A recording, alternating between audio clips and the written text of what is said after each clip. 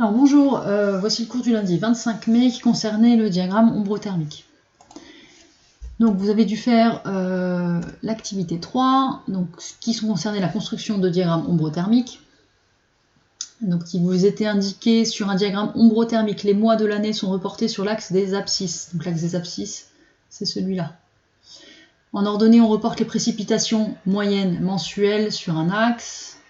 Vous les avez là, et sur l'autre axe, on reporte les températures moyennes mensuelles, ici, en prenant obligatoirement comme échelle des ordonnées, P égale 2T. Donc vous voyez, quand vous avez 5 degrés ici, vous avez 10 mm là, donc 10 degrés, 20 mm, 15 degrés, 30 mm, etc., etc. La période durant laquelle la courbe des précipitations coupe celle des températures correspond à une période de sécheresse. Donc là, vous voyez, hein, la courbe, elle passe sous la courbe des température, donc là on a une période sèche. Donc, la période sèche qui va nous intéresser, ça va être juin, juillet, août, septembre, également octobre et un petit peu novembre. Donc c'est vraiment les mois qui vont nous intéresser.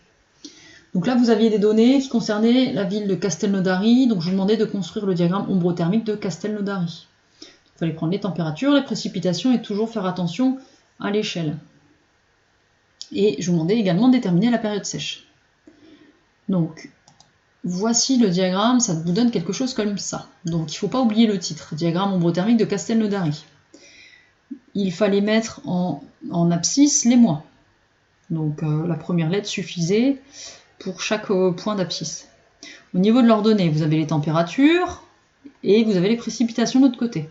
Donc, les températures, vous voyez, vous avez 2,5 là, en face, vous avez donc, 5 mm. 5 degrés, 10 mm. 7,5 degrés, 7,5 degrés, en face 15 mm, etc., etc.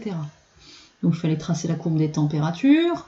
Donc ici, moi j'ai mis le nom de la courbe dessus. Vous auriez pu la faire en couleur et mettre une légende. Par exemple, souligner température en rouge et faire la courbe ici en rouge.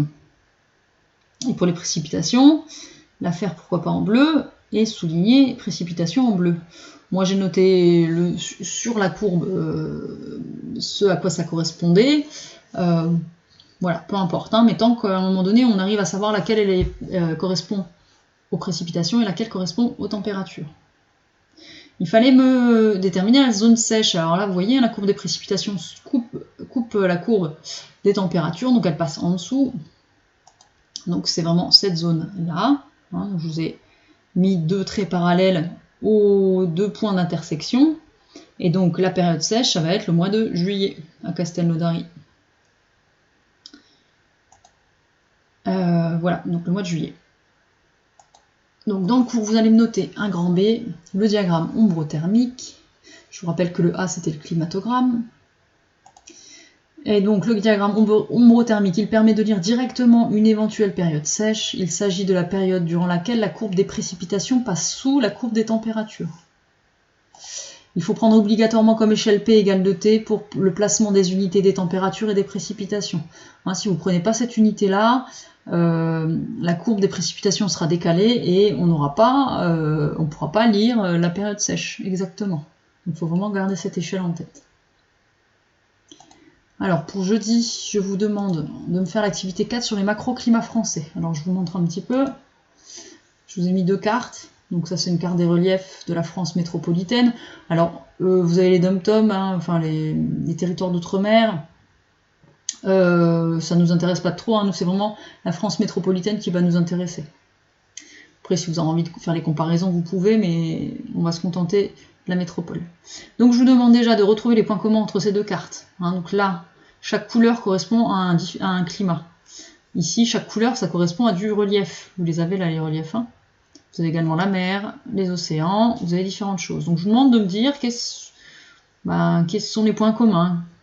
Voilà, par exemple, ce vert-là correspond à quoi, ce bleu-là correspond à quoi, etc., etc.